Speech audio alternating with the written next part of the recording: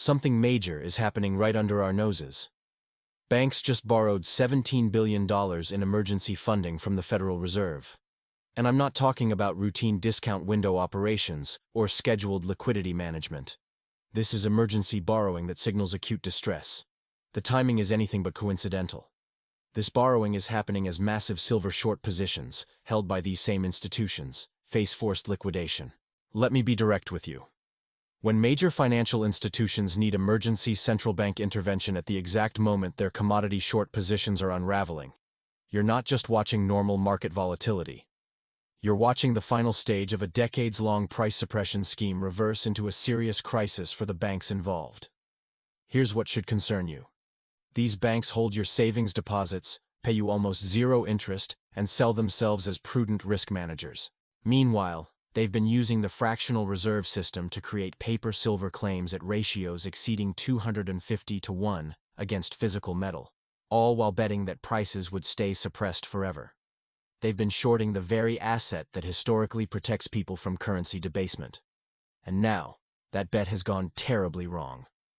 I'm going to show you a pattern so reliable, so precise, that once you see it, this $17 billion emergency funding will make perfect sense. It's called the four-stage fractional bullion banking crisis cycle, and it explains every major precious metals crisis and central bank intervention over the last century. Right now, we're witnessing stage 4, liquidation pressure and central bank support. The signs are undeniable. The question isn't whether the silver short strategy is unwinding. The question is whether you understand what this means for the entire financial system. Let me break down the mechanism. Stage 1 is paper claim expansion and price management. The cycle begins when banks create synthetic exposure to a physical commodity through derivatives and futures contracts. They sell claims to silver that don't actually exist in physical form, creating a paper supply that vastly exceeds the real metal. This pushes prices down, which benefits them in multiple ways. They can acquire physical metal cheaply, they profit from their short positions, and they help maintain confidence in fiat currencies. Stage 2 is leverage accumulation and physical divergence. As the paper claim structure grows, the ratio of paper to physical metal reaches extreme levels, often over 200 to 1. The banks are functionally overextended. The only reason the scheme holds together is because most participants are just speculating, not demanding physical delivery. But then, the physical market starts to diverge from the paper market. Premiums on physical coins and bars rise, delivery delays get longer, and warehouse inventories drop. This is the system showing signs of stress. Stage 3 is the catalyst and forced position adjustment. Something disrupts the suppression mechanism. It could be a surge in industrial demand, a geopolitical event, or just enough people demanding physical delivery at once. The banks holding the short positions are now in a bind, deliver metal they don't have, or buy it on the open market to cover their positions. As they start buying, prices spike, which forces more buying. They're trapped. Stage 4 is central bank support and system stabilization. This is the endgame. The losses from being forced to cover their short positions become so large that they threaten the banks themselves. So, they go to the central bank for emergency funding, calling it liquidity management. The central bank provides the money because letting a major institution fail could crash the whole system. The public is told it's just market volatility, while the real reason, a bailout for speculative losses, is kept quiet. Let's look at two historical examples. First, the London gold pool collapse of 1968. From 1961, the US and 7 European central banks agreed to keep gold at $35 an ounce by selling physical gold whenever the price rose. But the US was printing massive amounts of dollars to fund the Vietnam War. The ratio of paper dollars to physical gold got dangerously high. By 1968, the pool was selling enormous amounts of gold to defend the price. In March, they couldn't hold it anymore. They shut down the London gold market for 2 weeks. When it reopened, the gold pool was dissolved, creating a two-tier system. One price for central banks and another free market price. This was an emergency stabilization to prevent a total collapse. Second, the silver market stress of 1980. Throughout the 70s, major banks held huge short positions in silver, keeping the price below $5 an ounce.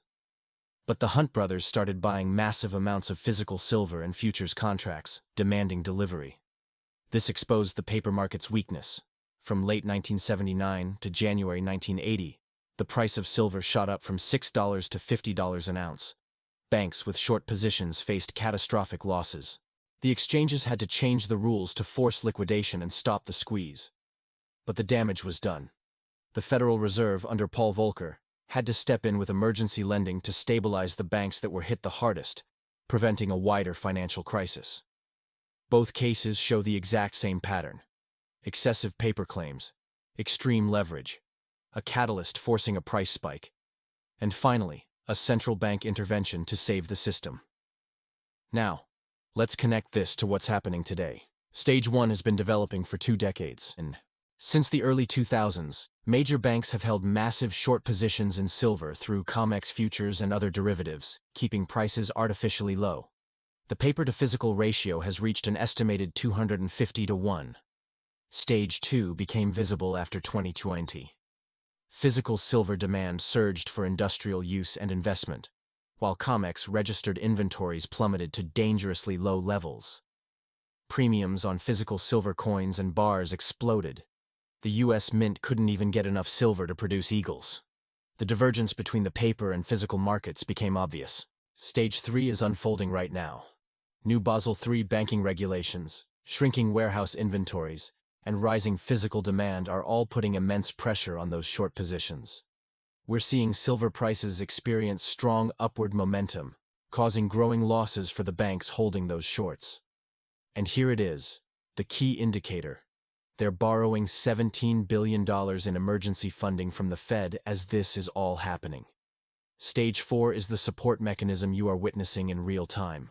The Federal Reserve is providing emergency liquidity to banks under stress from their silver shorts. The official story won't mention silver. You'll hear about liquidity management or technical adjustments.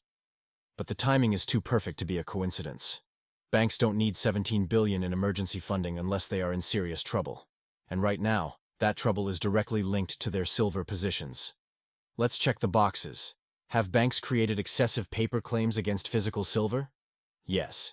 Has leverage reached extreme levels? Yes, over 200 to 1. Is there evidence of forced position adjustment and price pressure? Yes. Are banks requiring emergency central bank funding as this unfolds? Yes, $17 billion worth. The pattern is undeniable. Stage 4 is in progress. Here's what you won't hear from the mainstream media. The Federal Reserve is propping up banks for losses they incurred from a strategy that actively suppressed the price of a key monetary asset. Your savings are in these same institutions. When banks need a bailout from speculative trading, it raises serious questions about the stability of the entire system. This isn't about predicting the exact price of silver tomorrow. It's about recognizing that the fractional bullion banking system has entered a dangerous phase. The pattern suggests the silver short position will continue to unwind, likely requiring more interventions. Eventually, the paper-silver market may face a structural change, and when that happens, physical silver could become incredibly difficult to get at today's prices. The banks have shown their hand with this emergency borrowing. The central bank has shown it will intervene to protect the big players. Many informed investors are responding by holding physical precious metals outside of the banking system, recognizing these systemic risks. Pattern recognition gives you better insight than simple prediction. And this pattern clearly indicates that $17 billion in emergency Fed borrowing isn't routine. It's a sign of serious stress. Consider your own financial situation and make the decisions that are right for you. Thanks for watching, and be sure to subscribe for more updates.